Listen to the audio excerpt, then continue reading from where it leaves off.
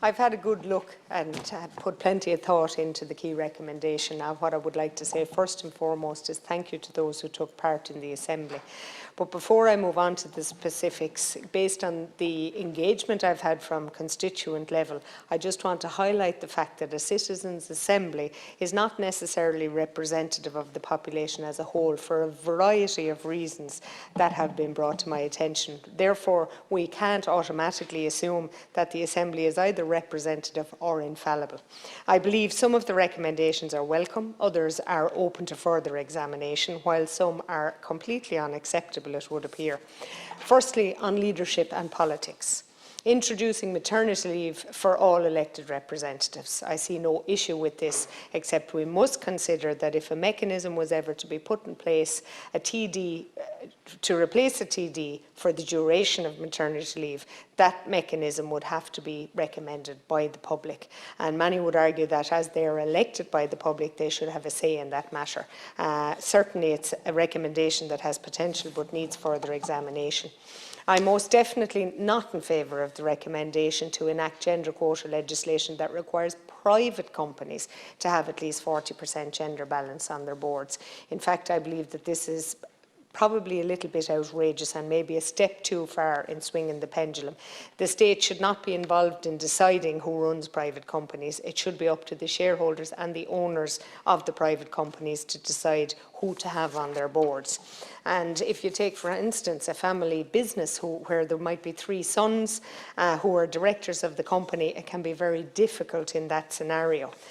The Assembly also made some recommendations on care, and one in particular that I am in full agreement with and I represented recently on the floor is to improve terms and conditions for those in paid employment as carers, including access to pensions. A pension solution for carers was committed to in the programme for government, and it can't come soon enough.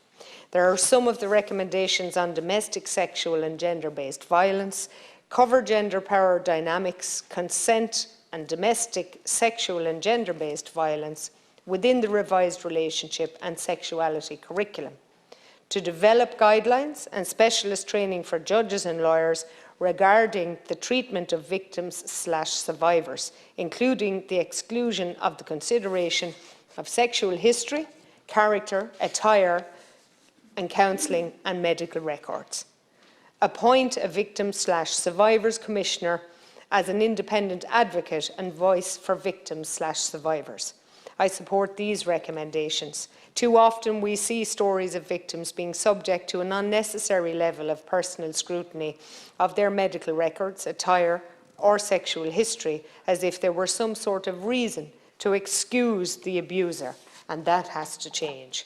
A recommendation on pay and social protection that needs further scrutiny is to set targets in legislation to reduce the hourly gender pay gap to 9% by 2025 and to 4% by 2030, with a view to eliminating it by 2035. I think there are a number of issues with this. Firstly, the phrase set targets in legislation. Legislation shouldn't be used to set targets. Our legal system shouldn't be used as a strategic planning exercise. Legislation should be about making clear, precise, objective laws, not about setting targets. And this may turn out to be very problematic if we go down that road. Secondly, the gender pay gap has been explained many times as being caused by a variety of different factors, which don't automatically amount to discrimination. There are a wide variety of reasons why people are paid differently.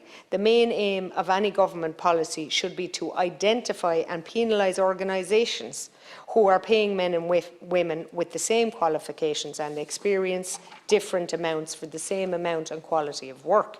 That is where an issue may exist, and I would support any measures brought in to deal specifically with that problem if there is further need beyond the Employment Equality Act of 2015.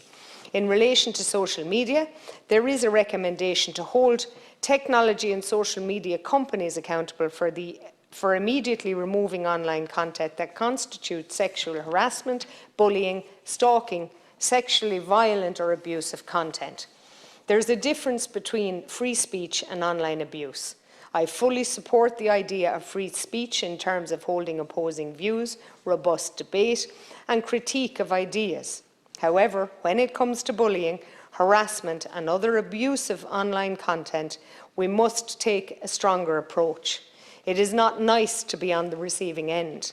It causes plenty of stress, anxiety, worry, and stress not only for the recipient, but for those close to the recipient also. A subject I'm very familiar with, Las Ceann Comhairle.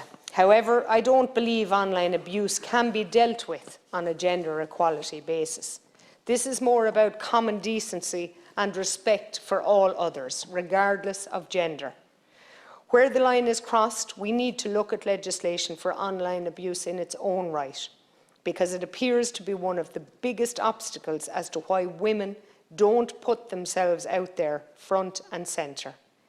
Because people or persons making derogatory, vile contributions about them as women, they go up online and they may be there for eternity.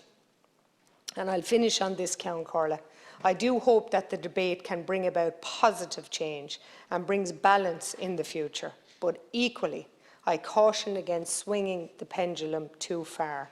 But we have a long way to go before we're at that stage. Thank you, Minister. Thank you.